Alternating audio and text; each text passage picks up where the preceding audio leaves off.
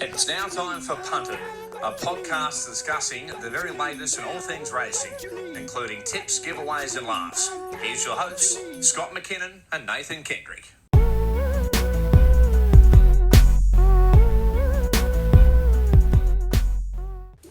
We're back, Scotty. Back for another week now. Third up. How you feeling? You like my shirt? Yeah, I like your shirt. You like my shirt? Yeah, it's quite I put nice. shoes on this week because I got a few comments about not having shoes on, so I've got shoes on. Shoes on, new shirt. So, hopefully bring us a bit of luck. We didn't have much last week. Terrible luck last week, so hopefully this week's better. We got a guest coming on a bit later, which is exciting though. Yeah, first. Yeah. Group 1 Benny. Group 1 Benny, that's what they call him now. Yeah, Benny. Go Benny. So he'll be on a bit later if you're tuning in to listen to him. But I think we get into last Saturday's tips and races. And it was good racing. Good racing. Not very good punting on our behalf. No, Skirt the Law was the best. Skirt the Law. Going to the paddock. Going to the paddock. But looking back at it now, it makes sense. Yeah. Like it did have a long though it probably would have had a bit of time in the paddock somewhere along the line. Yeah, so them 2-year-olds you have them one day and the next they're gone, you know. That's right. But then Ryan Maloney came out and rode the next Group 1 winner anyway. Yeah. So it was a pimple, wasn't it? Yeah. Wasn't that a big finish? Yeah, I know. And we were close there too because we had In Secret, I had Zougotcha. They all got, I think it was 0.5 or something between them. Yeah. Well, and I thought, like watching it live, I thought Zougotcha might have won. Yeah. Didn't even run a place. I know, missed top 3. Yeah, so that's how close it was. But should we get into the first race, the first Group 1 down in Melbourne? Yeah, Blue Diamond. Yeah. Big race. Yeah. I don't know if it was an outstanding Blue Diamond. No, well, yeah, the one we tipped, the one I had ran second. It was a good Don one. Corleone. Watching the replay, a bit of luck. If it was a bit closer, like I reckon the Perth horse, if it drew a gate, goes awfully close in that race. And what did you have in that one? Oh, the Perth horse. Yeah, Brave Halo. I was cheering for the Queenslander as well, but yeah. What did you make of? Look, it was a good run. It probably came to the end of its prep too. You know, that's right. As you said, you can have those 2-year-olds one day, and they go on the next. It was a good run in the prelude. That was probably its grand final, and then it's tried to go for one more, which everyone wants. Yeah, 100%. And Alligator Blood. You tipped him. That was a good ride. Yeah, good ride. I thought I had Nugget, but I thought it was just. It was a bit weird how he went. Yeah, well, he never usually. I've never seen him in that role. But I think. Yeah, I just don't think he really had much of a choice. Because you thought Alligator Blood would go forward too. Yeah. Well, he sat right. Right beside it. But and then I'm Thunderstruck was just. She got the perfect run. I thought at the top of Australia, I thought, geez, he'll just let rip here, but he's too. He's a tough horse. When he gets it his way, hey, Alligator Blood. Yeah, so I think that was Group 1 win number 5. Yeah. He's proven to be a bloody good horse. Yeah, 100%. And I think I'm Thunderstruck. I said had blinkers off, but it was crossover. Off. So I thought it obviously had its chance. And it raced well. It didn't over-race or anything. No, and it had its chance. And I saw Mick Price saying something that it's going to race, I think, next week. Yeah. And he said he hasn't lost any faith in the horse. So no, he's still running good races. Yeah, and against good horses too. That's right. So. That top level, there's not much between them. You know, it's just who gets the right run on the day. It was a small field, but quality field, as we said last week. Yeah, for sure. Sydney, as we touched on before. Yeah, we didn't have much left. We didn't much. No, we had not many of ours loomed up or anything. No, really. well, I think the closest we got was In Secret and Zougotcha, which In Secret ran 3rd, Zougotcha 4th, and not much between them. I mean, Animo, we both couldn't go. He was how good is he? But he's a freak. He's a freak. Him and Golden 60, I reckon, are the 2 best horses at the moment. Well, did you see there's talks about them bringing Golden 60 over? Yeah, I think they wanted to bring it over. Was it the All-Star Mile they wanted to bring it over? That's obviously gone now. He's got 23 million in prize money or something like that. Why would you bother? Yeah. And the money over there is insane. But what a freak. Yeah, speaking of Hong Kong, Zach Purton's coming over this weekend. Riding in Oz. Sydney. Got the big Artorias. In the Canterbury. Yeah. Which we probably should touch on now. You got any any tips for that? I don't know. I found it a hard race, no? You did? Yeah. What about you? Yeah, I think I'm a bit the same, but Sydney's just full of good racing this weekend. Yeah, like the Kiwi. It's just been whacked and betting too. I was looking this morning before we did the podcast, and it's been absolutely $1.90 now. Like I've watched a lot of Kiwi, and it is a good horse. Yeah. But whether it measures, short. Yeah, whether it measures up over here too. Like you've got Group 1, like you got... Golden Mile right down the bottom too. Yeah, Lombardo, it's won a Group 1. Argentia, she's a good mare. Cascadian, you know, he's top of the waves. $13. Yeah. Converge, Group 1 winner. For sure. So it's a good race. Yeah. I'm going with Golden Mile. Yeah, are ya? Yeah, I think they've done this deliberately. I think they've split half cabin and Golden Mile. Really? Yeah. You reckon? Yeah, well, you're running scared of half cabin, I think. Yeah, well, like it looked like there probably wasn't a heap between them, except going into the was it into the autumn? Yeah. Into the spring, sorry, and then half cabin had that bleeding track work. Yeah. And was out for 3 months, but they were both pretty like. I thought, pretty... I just worry that J-Max hopped off Golden Mile to ride this thing, and I think...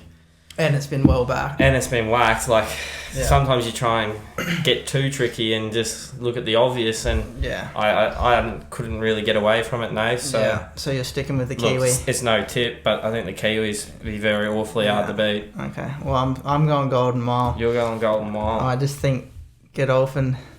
They've split half cabin and Golden Mile for a reason, and I think because they're both Group 1s, whether or not Golden Mile runs the mile as well, that might be why too, that they've stuck to the 1300. But I'm happy to stick with Golden Mile.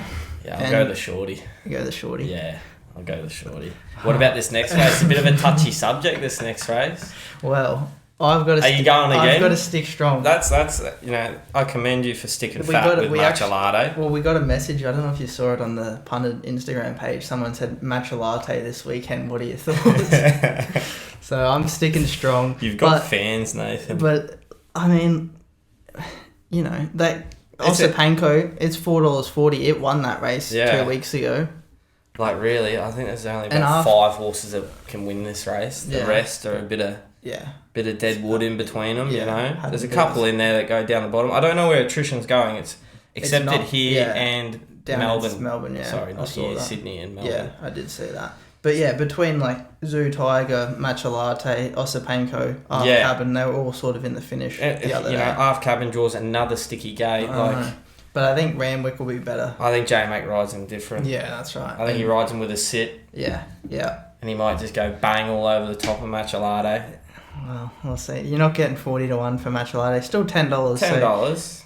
Osipanko was a big win the other day. Yeah, and I did see an interview before that race, and he does quite like it. Yeah. So, and it's been backed a little bit, but... Yeah, I don't know. I'm a bit of an half cabin fan. You're a bit of an half cabin fan. No, I do think he's, the quality horse in the field. Look, and he needs to prove that he is. Yeah. Hit back now. But my only thing is he had it was a tough run the other day. I know. Whether that's taken it out of him a bit. But like we were saying with Animo, do they line these colts up if they think they're not going to win? They're not going to win or they're not right. They're a bit flat. I think they just save them. I realise it's a Group 1 and that's what they were aiming for. But look. To be honest, I like Zoo Tiger both runs back. They've been good runs. Yeah. Abdullah's riding good at the moment too. Yeah. Drawn a good gate. Well, if we go down...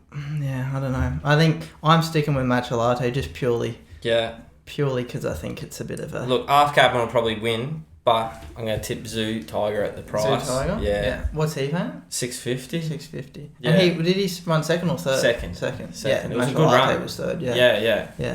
Okay. They all look like they had their chance to win in that race, and the inside horse just lifted Nash. Yeah. He can lift one late. Yeah, that's right. But I think, I'm sticking with Matcha Latte. And then I think the other Group 1 on the card for Saturdays down at Flemington, the Australian Guineas. Yep. Jacquino's favourite, $2.30. I saw an article during the week. Yeah, did you see that? Price. Ken Juniors. Jeez, he's spruiking. Yeah, I know. And it got well back too as soon as markets opened after that. Yeah. But I mean, you've got... It's drawn a sticky barrier. Yeah, and you've got horses like Elliptical that was a good win the other day. I'm because I watch a lot of Kiwi racing and I see a lot of Kiwi horses. Yeah. This Kiwi horse down the bottom. Legato. Yeah. It's a very good horse. It's got its mannerisms probably let it down a few times, but if it's right on the day, it'll be storming home. 5 wins from 6 starts. Yeah. Michael D on board. He can get them up in those big races too. Yeah. So that's what I landed on because I didn't know where attrition was going. I wasn't quite sure. I think it is. I read an article. Jamie said, it's going pretty good, so I assume it's going Melbourne. Okay. Do you a saver on Bankmore after? No, Bankmore. No way. No good. No. Are you going Bankmore? No, I'm going. You've probably heard more about this one than I have, but are you going Miramasa? Yeah. Oh yeah. I'm going for the big glory bet on a 46-1 shot. Okay. Well, I haven't heard wrong or right about it. So there was like watching the replay, it was actually quite a good run first up. So it's one of them horses. It hits its top and then just keeps on grinding. It doesn't have an explosive sprint, but it just keeps on going. And that was a 1400, so it's up to a mile. Yeah. And I think that's right up its alley. And Daniel Moore, he's stuck with the horse the whole way through, which is a good sign too. So I'm sticking with. That's rough, Nate. I know. You want to do a double? You want to do a double so they don't lose all their money? You want to tip them into something else in the same race? This is for the people who want to have like a $10 each way bet. Oh, okay. That's my thinking. Somehow we're leaving Giacomo out of the equation he's the class sprinter. Like they don't get away from him in the weights or anything. So he's pretty well weighted. Like I wouldn't be surprised if he wins. Oh no, but it's his first time up to a mile. Yeah. Which is probably, and I think that's mainly because it's the Group 1 they want to have another Group 1. And he's had some big gut buster runs, he got the protests up off Gentleman Roy. Yeah. And then the start before he was off the canvas, so you are right, maybe the sprint has gone out of the legs, but I'm going the 15, Legato. Kiwi horse? Yeah, the Kelso team. Alright, I'm going Miramasa, 46-1, thank me later. Thank me later, they say. And don't abuse him. He has feelings. Everyone. No, I got abused for not having shoes on. That's why I've got shoes on. So, bet at your own risk. But this next race, the blamey. What do you got here? As we touched on Gentleman Roy just before, after he got. They're going good too. The Hayes boys winning the Blue Diamond. They're on fire. Yeah, they're going good. Look, I found one of them races again, like Tuvalu. I like Tuvalu. Yeah. As a horse, but I couldn't really split them two, Tuvalu and the favourite. Yeah. It was either one of them. With Tuvalu drawn 5, Jared Fry goes forward. I'd probably lean towards his way. They'll both go forward. I think they'll both sit 1-2 or very close to it. Yeah. But other than them two, it's a long tail in this race. There's a few roughies. Yeah. One down the bottom that he's a shocker. If he's right, he can run a big race in this race. But other than that, I'm not a Tuvalu fan. Yeah. Gentleman Roy running a close second, I reckon. Okay, I'm going. I haven't listened to Moody on the mic this week. No, neither have I. But Moody's trying to get pounding into the. I know. Yeah. So I'm assuming he made it, didn't he? I think he did make it. Yeah, he made it. But you think if it's going to be running in that against Group 1 winning horses, you'd want to be winning this. Yeah. That's my thinking. So I'm going. It's been up for a long time. I was listening to Moody. He was going to tip it out, and he just kept on winning. So he's kept it in. Yeah. But he knows what he's doing. So Luke Nolan on. Lukey Nolan having a good carnival so far. So yeah. So I'm going there. You're tipping a few roughies. Yeah. I've a feeling. Well, it's no fun when when we tip. Nah. You can mate. Oh, you're going to tell me I tipped the 40s? No. I'm going to say, you know what I mean, but... Yeah, I understand, yeah. You got to give them value. That's right, a bit of value entertainment. That's right. So, I like this... I don't mind this last race too at Flemington. Yeah. It's only benchmark 90, but there's some good horses that I've been following returning. Yeah. Like She's All Class. Yeah.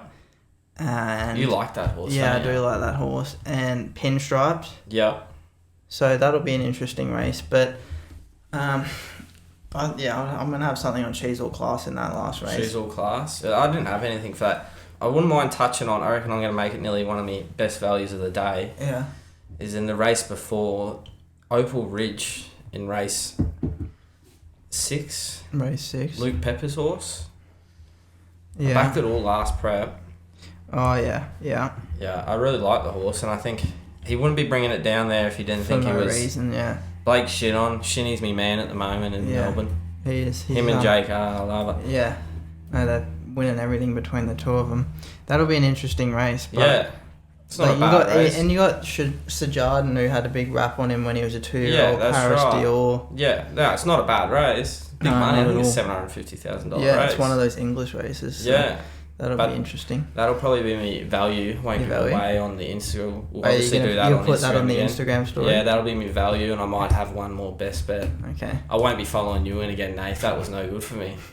Maybe I'm bad luck. Yeah.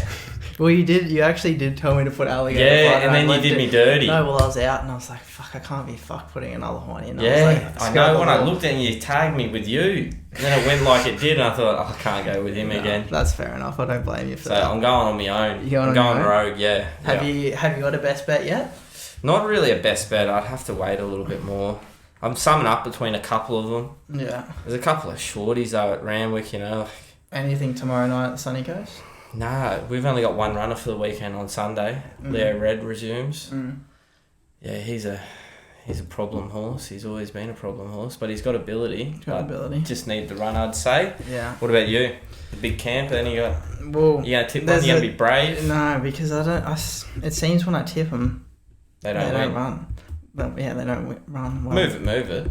Oh, move, yeah, but as you said... $1.90. Well, yeah, it's still won. It did win, but he's in Leo Red's race. I know. Sunday. I know. We tried to get Benny Thompson actually. And he was already committed. He's sticking strong. He's sticking fat, is he? Eh? But I like on Saturday down at the Goldie. Yeah. On the Poly. Jeez, you're a brave. 2-year-old. I'm listening. A 2-year-old. Tiff Brooker's going down the ride. Okay. Been there too. You got 2 in the race. Don't tell me the other one's going to come over the top. That's usually how it works. But been there too. Full sister to Way Beyond, who actually won. Yeah. He won over the weekend. 63. Go Way Beyond. We had to ride him hard, didn't we? He got the job done. He got the job done. I don't think he would have got the job done if Bubba Tilly wasn't on it though. Yeah, that's right. But he got there, and yeah, full sister to him. And she hasn't had any official trials or anything like that, but she's had some jump outs. Yep. Over the last couple of weeks. It looks to go good. Yeah, and I quite like her. So Saturday, that's my tip. That's your tip. Is that going to be your best for the weekend? Well, I do like Move It again, to be honest, on Sunday. Yeah. Look, I'm not tipping Leo Red. I was just letting the people know. Yeah, I think he's awfully hard to beat, isn't he? But there's also another one, and obviously it's hard without the prices being out already, but Ultimate Outcome in the 1400 metre maiden, race 2 on Sunday at the Sunny Coast. Yeah. He's been gelded. Yeah. And his work's been really, really good. So I think he's worth a few dollars. Depends. I don't think he'll be a massive price, but hopefully about $5 or $6. So yeah, okay. Yeah, I've been close on the pricing though. That one of Gollins on Sunday. Oh. That was my best for the... We rocked up to the races pretty confident on Sunday, didn't we? We thought we were going to walk a little bit of money in the pocket. Pockets, but it was a bit of a rough day between that and a couple of others. But I like him too. Ultimate Outcome. I think he's worth a few dollars. Yeah. He also had a jump out the other day too, so he is going well. So you're going to go the move it polytrack double, or what are you going to do? You're going to be brave? Well, because I don't want it to open up at $2 for everyone to back it at $2. Like, that's going to be no good. Well, then you're getting up me for tipping. I'm not. No, I'm saying you're going to take the double so we get a bit of value for everyone. Yeah. No, that might be. That might be a Kendrick double. Yeah. And actually, another one resuming. He had excuses on debut. Rustic Boom. He's in the 1200 metre. Benchmark 65, so he's still a maiden, but I was about to say. Yeah, he's still a maiden, but he's going to that. He's got a lot of ability too, so hopefully... Marky Duplessis. Yeah. It's good to see him back at the races the last couple of weeks. 2 winners, didn't he? 2 winners last weekend. Yeah, last weekend. But have something on him too, so I don't want to be tipping all of them. Jeez, I was going to say, you cleared this with the father? I know, tipping the whole stable. But they're the ones I'd be having a few dollars on Sunday. Yeah, I couldn't really see much else, Nath, through the card. No, but... Rail's back in the true. Yeah, and... So tomorrow night there's races there. Rail and double header. And then you'll have your work cut out next week then. Always got my work cut out, Nathan. And then the big Hollandale meeting's been moved. Yeah, that's good, hey. Too. Yeah. Great for the club. Is that May, isn't it? Yeah, May 6th. May 6th. Yeah, I think it's about 1.7 worth in prize money, so that great day racing. I think that race is worth 500. 500 to Hollandale, yeah. So that's good. Yeah, no, great day. And I think we should probably... That's enough of us speaking, I think. Yeah. But we've got our guest coming on, Benny Thompson. So without further ado, we'll have a chat to Benny and we'll catch you all next week. So hopefully we've tipped you a few winners. Yeah, hopefully. We'll send out obviously again on the Instagram, so just check it out. And give it a follow. And we've already got our guest for next week booked too. Yeah, we won't spill any beans yet. We'll keep it quiet. Yeah, we'll keep that one quiet until next week. But keeps the fans interested, wanting to know. That's right.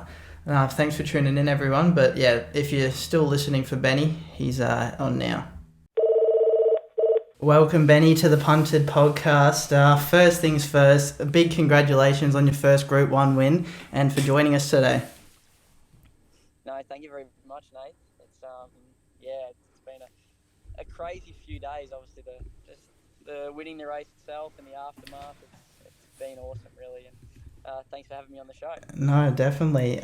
First things first, Scotty and I were just talking before the show. Did you get to see a greyhound run? It was just it was just really amazing how it all worked out. There was a greyhound that Steph and I part own, having his third start in the final on Saturday night at the Meadows, and the times looked as though we'd just make it. It was the race. It was at 7:15, and the Oakleigh Plate was at 5:40, and it's about a 50-minute drive from 50-minute drive from Sand into the Meadows. But I got held up. It was a good result. Being held up. Yeah, it meant we missed the dog run, so we missed it by nearly 10 minutes. But he ran fourth, but it was Mum and Dad had one more runner in on the night. Yeah. Which he happened to win, so it was still well worth the trip out there. It was in the big final, wasn't it, Benny? He was in a Group 3, so it was a series where there was heats at other tracks. So pretty much all the major greyhound races, besides invitational races, or there's now a couple of slot races, particularly the Phoenix, which is $1 million race. They're all heat and final, a heat semi-final, and this was a heat series where the heats were a provincial track. So he won his heat at Geelong the Friday before, and then got him a spot in the final that Saturday night. And at Group 3 level, he went straight to the front and he got the job done. It's been a fill up for the Thompsons then on a Saturday.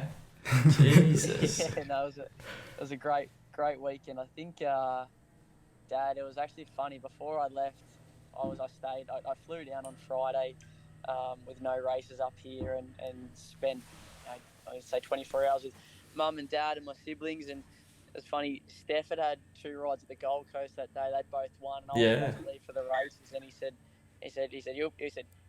Ben will probably go and win the race today. It'll be a bit of pressure on us tonight. He finished well. Yeah, that's beautiful. Did your mum go to the races with you? She was there, wasn't she? Yeah, she did. So unfortunately, Dad couldn't make it. He was doing the races at home with the races on that night. And they had 2 dogs in the one race. My brother and sister took the greyhounds to the Meadows. So it was my mum and little sister Sophie took me to Sandown. So it was that probably made it. Really, it did make it all the more special. Being in Victoria, where I'm from, and where I'd done my apprenticeship and learned to ride, and to have Mum there and my little sister was unbelievable. You held yourself together pretty well, Benny. Yeah, no, I kept a good lid on it. Yeah. But, you took a while to get back to scale, I noticed that. Yeah, I was pretty much if you watch the replay, you can hear there's a microphone close to the post where you can sort of hear the action late and the sound of hooves, and there was someone scream, and that was me going past the post. I was pretty much in tears. I'd say, probably, let's say a furlong past the post, so over 10 seconds. A couple of the boys were going past me. John Allen got to me first on King of Sparta on the inside. Yeah, I saw that on the video. He was right up close, and he said, "Well done." And I was sniffling and mumbled a reply, but it doesn't take much for me to turn on the waterworks. No, that's what racing's about, isn't it, Benny? Dreams. Yeah, no, you dreaming with that? Better on me. And it couldn't happen to a more fitting horse that you've had a lot of involvement with too, Uncommon James, because you rode him up here in Queensland before he went down, and to get the late call up, obviously, and then to win. So big congratulations to you there. But are you sticking with Uncommon James wherever he goes to next? Yeah, so at this stage, his plan A is a Galaxy over 1100 at Rose Hill. Yeah. Saturday fortnight. Though Matt and Steve, they're just concerned if it's wet. It's dry in Sydney at the moment, but it's Golden Slipper Day. That is, it's notorious for being wet. Yeah. And so that's plan A. Weather depending, but if not, the Newmarket's almost a backup, albeit the week before. Yeah. So that's next Saturday. Whereas if he goes there, I think at this stage, Damien Lane will ride him there. Okay, yeah. Just tie your hand to the horse, Benny. That's how you get on it again. What's that, sorry? I said, just tie your hand to the horse. That's how you get on it again. Sleep with it. Yeah. Hopefully, if things are meant to be like the Oakleigh Plate, you could say well, hopefully he's in Sydney and back to that. Damien Lane has a commitment at this stage to Jackano. Because he runs in the Australian Guineas. He's favourite in the Australian Guineas on Saturday. Yeah. I think their plans to go 2 weeks later into the All-Star Mile, which is in Melbourne. So hopefully we can get another turn in Sydney on him. And I did see something about that slot race over in Western Australia, but Maddie said they've elected not to head in that direction as well. Yeah, correct. It's a obviously $4 million race, the Quokka in Perth. Yeah. I think it's in April. Yeah. Which I think more so, obviously, it's very, very enticing, and you can say money does talk, but obviously it's logistically it's a big thing going from Brisbane to Melbourne, and I think they were just wanted to err on the safer side. He's only had 8 starts. Yeah, lightly raced. Take a lot out of them, and and then obviously he's got a bright future ahead of him. So I thought just that at least if he does go to Rose Hill, you can say it's probably 10 to 12 hours in a float, though. It's on the way home. And it's much kinder than another flight. So yeah, that's right. Yeah, we hopefully we see him there, and then there's a lot of options up in the air between potentially a Doomben 10,000 in the winter, and obviously there'll be a lot of races which they'd now be eyeing off Steve and Matt. And 100%. Family in the spring. Where would he level up, Benny, and horses you've ridden? You've ridden a lot of horses, quality wise. Would he be right at the top? Yeah, he'd have to be, I reckon, after Saturday. He's always a big believer. Like, you often hear him say, this thing's a Group 1 horse, but I think that you're not a Group 1 horse until you win one, and for him to have done it, fortunate to have ridden some really nice horses and whatnot, but he'd definitely be top of the table. Yeah, 100%. And moving forward, what would you how is this achievement, obviously winning a Group 1, how do you think this will affect, going into the future and potentially taking you to that next level of that constant big race riding? Yeah, hopefully it can open up some doors, some more options. Yeah. Should I say some more opportunities? Should I say? Yeah.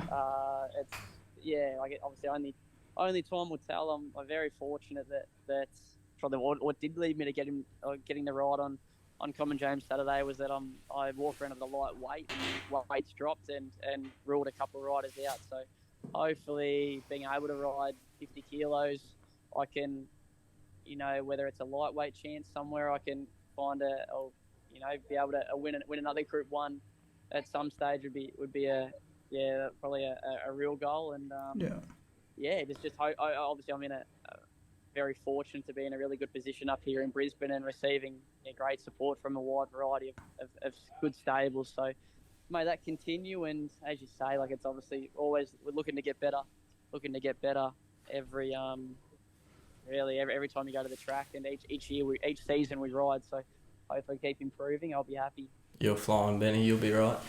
This is probably a long-term question, Benny, but did you ever have thoughts of being a greyhound trainer when it all comes to an end?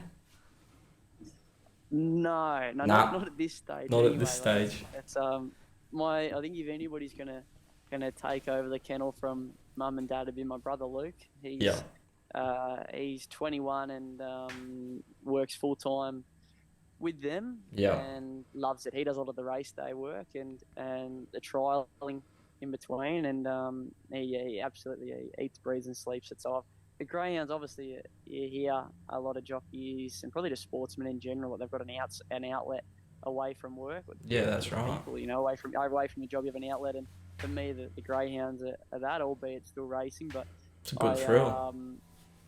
Yeah, but I enjoy. It was nice. Like, obviously, it's always nice to head back home and be outside, helping out in the kennels. But I don't think I've got it in me to train them. So, how did you get involved in horse racing and riding in particular? If your parents were into greyhounds, it was very, very spare of the moment. I was 15. It was Easter weekend of 2012. I was on school holidays, and pretty much dad said to me, why didn't you go up to a family friend of ours, Frankie Stockdale, who was a jockey and jumps jockey and now trains at Pakenham. He was based at Sale at the time, him and his wife Julie, and dad just suggested if I go up there for a week of the holidays, probably just to really get me out of the house and off my PlayStation. And I went there and spent a week there.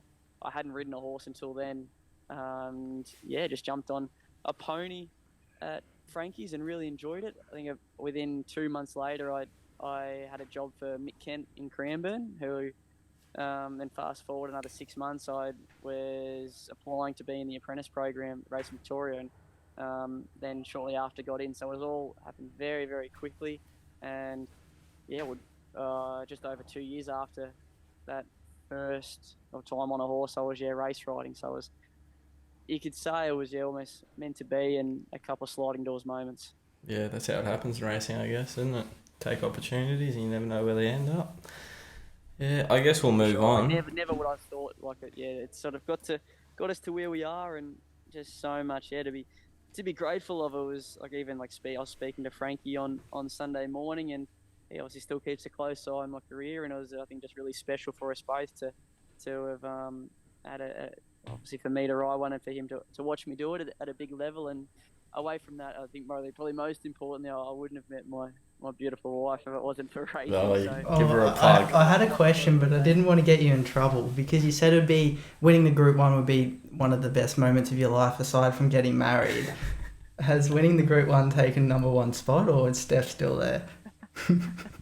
You be honest here. You can be honest. We don't have many followers. It's all right, Benny. No one will hear this. She's standing next to me, so it was marrying her. But no, in all honesty, I think it probably puts things into perspective. Like, it's probably fortunate to have done both now, but two different emotions, though, I guess, Benny, isn't it? One's a lot of adrenaline, and another one's probably shaken up at the altar, waiting to get married. Yeah, exactly. Like both, obviously, or huge moments. They're definitely 1 and 2 in my life, but definitely marrying Steph would be number one, and that's no grain of salt to winning at the highest level in what I do. But it's different. But I think until if you're not married, once you are, it's definitely the right answer, Ben. You're a smart man. Yeah. So no, it was both great anyway. That's good. You got a full book of rides nearly on the weekend, Benny? Busy man. Eagle Farm. Yeah, I have 8 there on Saturday, 8 of the 9, and fortunate to have some nice rides. It's a very interesting day. It is. We've got the 2-year-old prelude to the cutest jewel. So Rossi always finds a good 2-year-old, doesn't he? He's got plenty to pick from, but he always gets one. Yep. Yeah, if he does, he does. So it's still very open. Obviously, we're only 2 weeks Saturday until the dual final, but it's, I think, very much anyone's race. It's very open. Whereas last year there was she's got the boom had won dominantly at Doomben, and then after Toowoomba, when she bolted in that transferred meeting, it really looked like a race between her and the rest. So it's still very open, but hopefully after Saturday between Mashani Royale, as you say, he always finds a nice horse, Les, and she was super winning the Golden Pearl back in early January. I haven't sat on her since, but hey, 1,000 metres, she's got really good form, beating at her second. She ran second her first start, then beat Party of Two at her at her second start when she broke through. So yeah, it's good form, that, isn't it? Two. Yeah. Went on to win it her next two, second in the Blue Don prelude, and only beaten 3.5 lengths in a Blue Don final. It's obviously maturity and each run at a time are massive stepping stones for young horses, and she may have improved leaps and bounds Party of Two, but it's still form that has to be respected. And she also beat last start Mashani Royale trifling, who went on to win her next two. Yeah, so she's won 2 in town since. Yeah. Yeah, correct. Yeah. And you're on Namazu too. He's about 450 in the market, and he won last start at Eagle Farm, and he was first up in the at the Sunshine Coast before that. But he's up to 1,800, and obviously that looks to be right up his alley. For sure. Even the way he won Yeah, today, albeit a small field, it was running a nice gallop. Yeah. Tears of Love and the other leader, its name's got away from me, but they set a nice tempo, but he really ground away in the way, albeit he didn't. He only won by, I think it was around a length. It looked as though the further he had gone, the stronger he'd get. Yeah. Correct. So hopefully that's the case. He goes up 2 kilos, but takes on a similar field.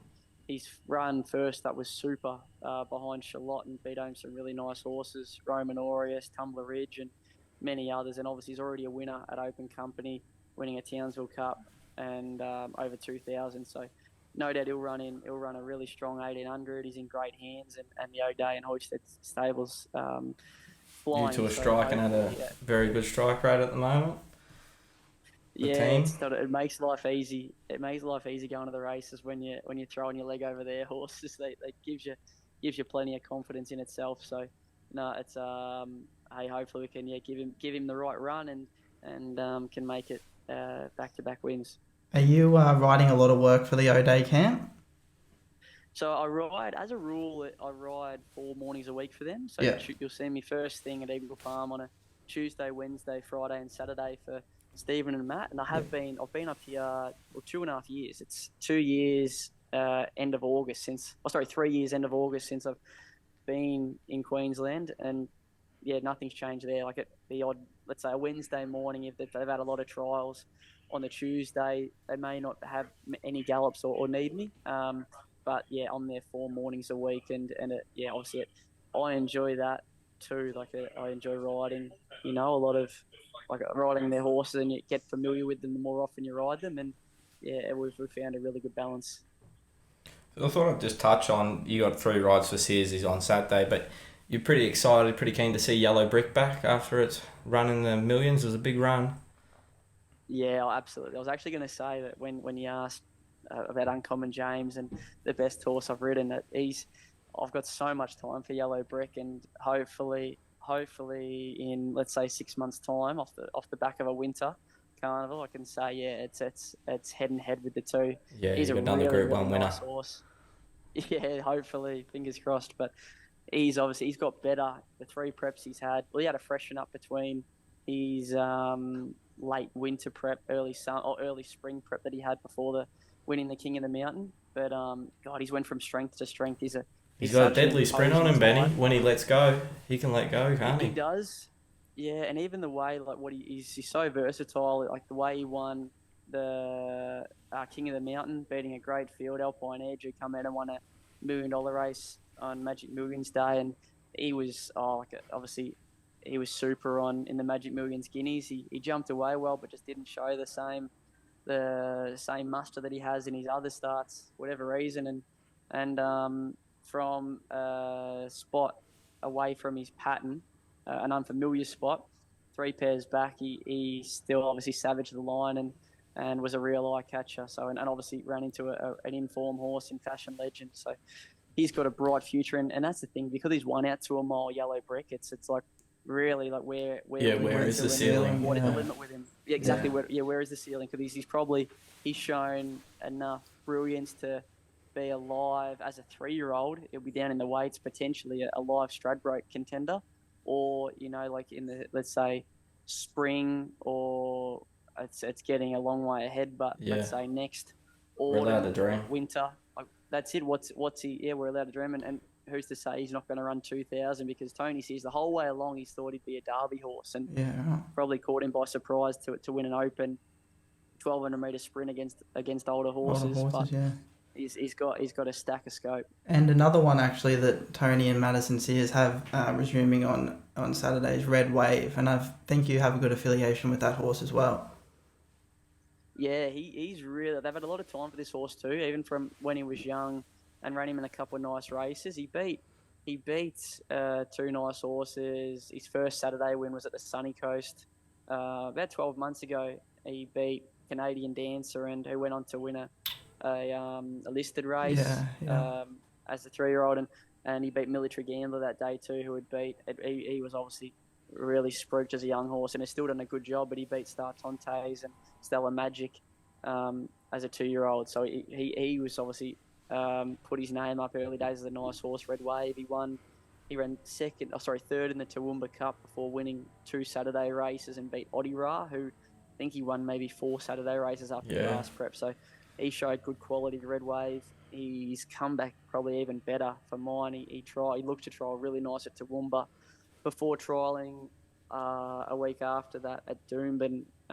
It was a hot trial. Baller actually took out the trial, but he for a staying horse, didn't think he could have trialled any better. The 1,400 and from barrier 19 will come in a little bit on Saturday after emergencies are out, but he's probably got his work cut out for him there. But he's obviously a winner at Eagle Farm.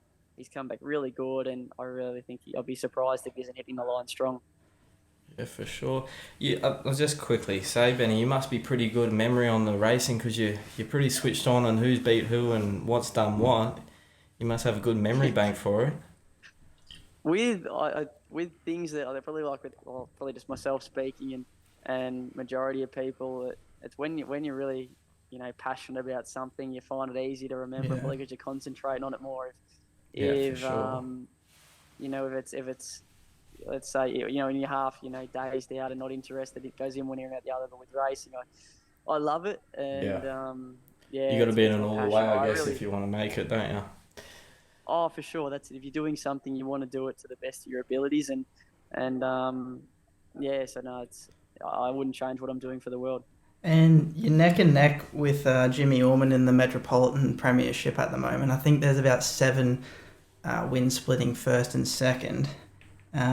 Obviously, you're good mates with Jimmy, but is there a bit of rivalry on the track, especially to win a premiership? I think if we're this close in a couple of months, hopefully we are a bit close, it would be even better, because he's still 7 in front of me. Then it might be getting there might be a competition might raise, but hey, it's if obviously I'm in a great position at the moment, and Jimmy's a rider that obviously we're a similar age, but a rider that I really look up to and have since I was an apprentice in Victoria, seeing him every Saturday ride pretty much if at least one winner. So he's somebody that I look up to and just learn a lot watching him, how he operates and how he rides. So hopefully we can fight it out, and like anything, there's nothing like competition's so healthy and definitely makes people better. So hopefully this is the first of many years we can fight it out. And I don't know if you saw during the week on our Instagram page, we did a bit of a questionnaire segment really for people to ask questions for you. And one of the questions we got asked was, do you have any advice to other apprentice jockeys or jockeys coming through? Yeah, for sure. I think really the biggest thing I'd say is just to be patient. Like that, it's because like even in hindsight, I wish obviously I was guided by my master and apprentice coaches at Racing Victoria, and which all ticked me off. But I wish that I had have waited a bit longer before starting off. Like it's one of those things there's nowhere to hide once you're race riding, and I think just obviously the more prepared you can be, and that's by doing jump outs and trials. I think the better you are. Obviously, there's nothing, no matter what you do, nothing makes success better than hard work. So I think it's obviously to work hard, and I think just be patient. And like a lot of the times, like common sense. If you think you shouldn't do something, well, you probably shouldn't. And that's really the biggest thing, though, to be patient. And then it'll all be worth it in the long run. No, definitely. Well, Can you give us your best for the weekend? We had an absolute shocker last weekend, so we need to give the listeners something to put their money on and hopefully win. So have you got anything you can talk the listeners into? Hopefully, touching on him again. Hopefully, Namazu is he looks as though he's for the leading chance in that race. So hopefully he can get the job done again. And away from that, I'd say just keep an eye on Uncommon James. Just follow him wherever he goes. No, definitely, we will be doing that. But thank you heaps, Benny, for joining us. We really appreciate it. Obviously, you're a busy man and a very popular man at the moment. So thanks for joining us. Good on you, Benny. Enjoy the wedding tonight too, mate. Thanks, Scotty. Thanks, guys. See you, mate. Bye. Bye.